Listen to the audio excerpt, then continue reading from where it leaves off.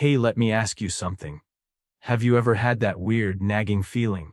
Like something just didn't sit right? Like a puzzle that's missing one piece, and no matter how many times you look, it's still not there. Yeah, that's exactly how people have felt about the JonBenét Ramsey case for almost 30 years. I mean, this was one of the biggest and most heartbreaking stories in America.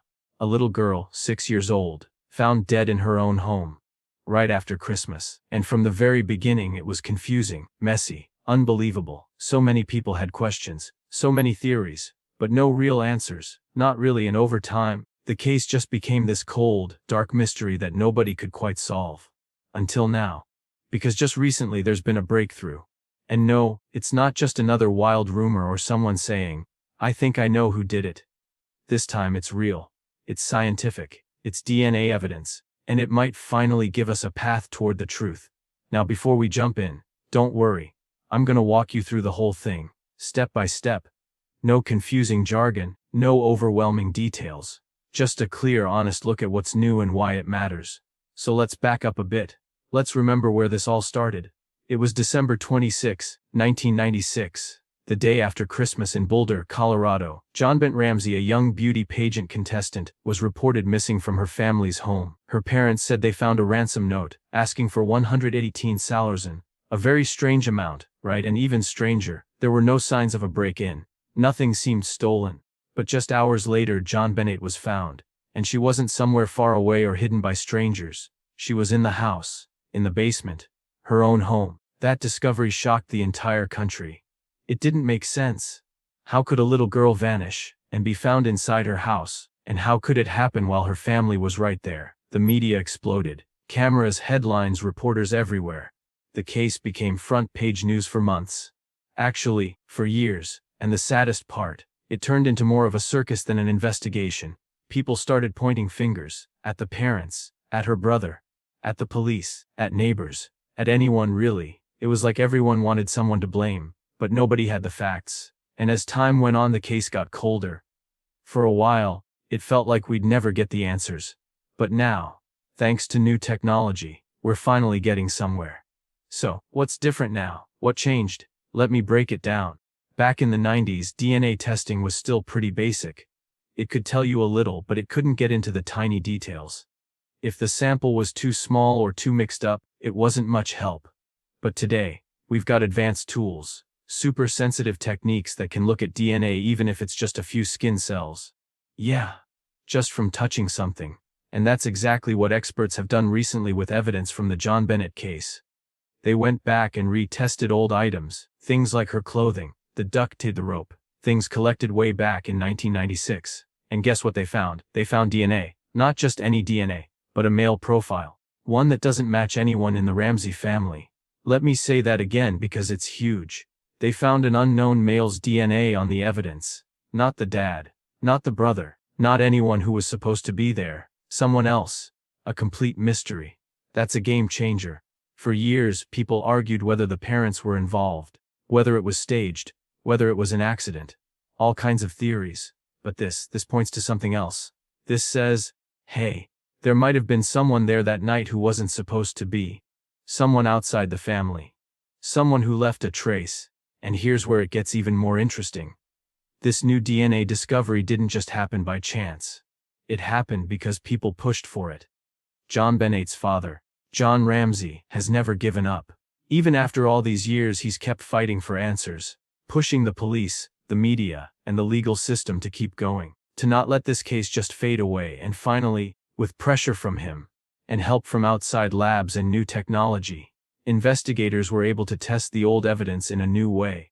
That's the kind of determination that changes things. So now, with this new male DNA profile, investigators are looking at it seriously. They're comparing it to national databases, checking against known offenders, seeing if there's a match. No match yet, but the door is open. For the first time in decades, they're not chasing shadows. They've got a real lead. A scientific one. Let's talk a little about how this kind of DNA testing works, because it's pretty fascinating. There's something called touch DNA. That means DNA left behind just by someone brushing their fingers across something. A sleeve, a rope, a piece of paper. And modern labs can pull that information out. Even after years. even if it's mixed with other materials. That's what they're doing in this case, using tools that can isolate those tiny bits of genetic material and figure out where they came from. Think about that. A single cell could hold the clue to solving a decades-old mystery. It's almost like something out of a detective movie. But it's real life. And here's a detail not many people know: this testing wasn't even done by the original police department. A lot of it came from outside support, experts who specialize in cold cases, independent labs with better equipment, and honestly, that's probably a good thing. Because back in the 90s, the Boulder police made a lot of mistakes. The crime scene wasn't secured properly. Evidence was handled carelessly. It's no secret. The early investigation was messy. So now, with fresh eyes and better tools, we're finally getting a clearer picture. Let me share a quote from one expert who's worked on similar cases. He said, "In the past, we couldn't get clean results from the samples. But now, with new methods, we can isolate DNA in a way we never could before." That's the kind of progress we're talking about. This isn't just about solving one case. It's about how far forensic science has come. How we're now able to look at things differently, more precisely, more carefully. And you know what? It gives hope. Because if it can happen here, it can happen in other cold cases too. Now, I know what you might be thinking. Okay, but what happens next? Well, here's the thing. DNA doesn't solve everything overnight. It gives a direction, a lead, something to work with. So now, the challenge is finding out who that male DNA belongs to. If there's a match in the system, that could mean an arrest. If not, investigators might start looking at people who were in the area at the time. People who had access to the home. Or people who could have been involved in some way. It won't be easy, but it's not impossible. And for the first time in a long time, there's real momentum. Now let's be honest for a second. We've seen this case covered 1,000 different ways. TV specials, documentaries, books, podcasts. And while a lot of it has been interesting, it's also been exhausting. But this time it feels different. Because this isn't just another theory. It's not someone saying, "I think it was so and so." It's science. It's a lab result. It's a match waiting to happen. And for JonBenét's family, especially her father, this means everything. He's waited almost 30 years to find the truth about what happened to his daughter. He's endured rumors, blame, silence. And through it all, he never gave up. That kind of strength, it's hard to imagine. But it's what kept this case alive. And now it's what might finally lead us to the truth. So what do you think? Will this DNA discovery finally lead to justice? That's the question we're all thinking about right now. After all these years, after all the confusion, all the heartbreak, all the endless theories and unanswered questions, could this be the turning point? Could we finally be looking at the piece of evidence that actually pulls everything together? Maybe, maybe not. But even just having a direction, a new clue, something grounded in science and not just speculation, that already feels like a major shift. Like we've stepped out of the shadows and finally into a space where real answers might be possible. I mean, think about it. For nearly 3 decades, people have wondered what really happened to JonBenét Ramsey. They've argued about it, cried about it, even built entire careers trying to solve it. And so many of us, whether we followed it closely or just caught the headlines, felt that same thing: a quiet, uncomfortable sadness. Like something precious had been lost, and justice never showed up. So now that we're here, now that there's an actual DNA profile, something clear and specific, it's hard not to feel that small spark of hope.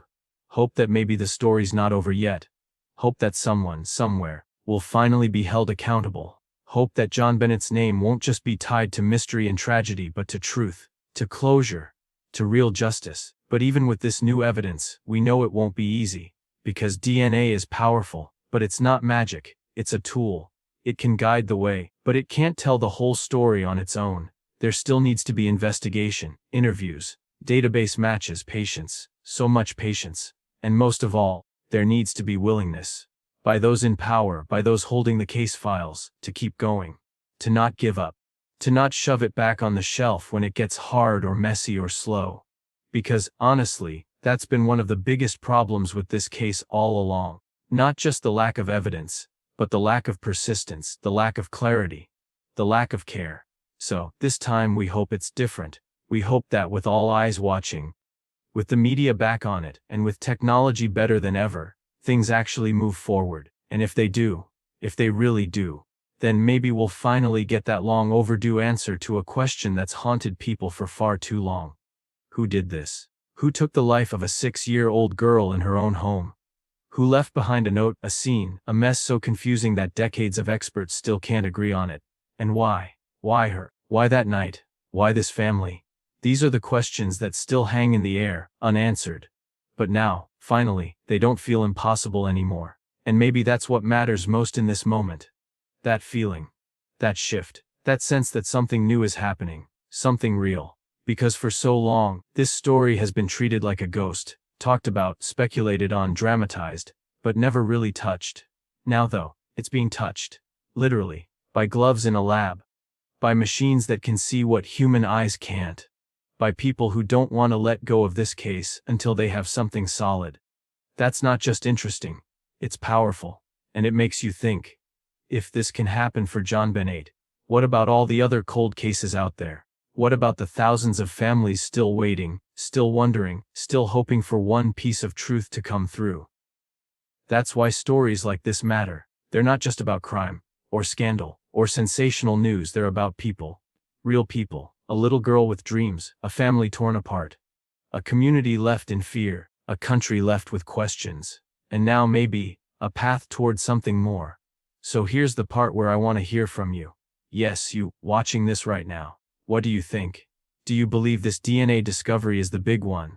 The thing that finally leads us to justice? Or do you think there's still a long road ahead, more to uncover, more twists, more delays? There's no right or wrong answer here, just honest thoughts, feelings, reactions. So go ahead, drop them in the comments, really. I'd love to know what's going through your mind after hearing all this. Because this isn't just my channel or my video.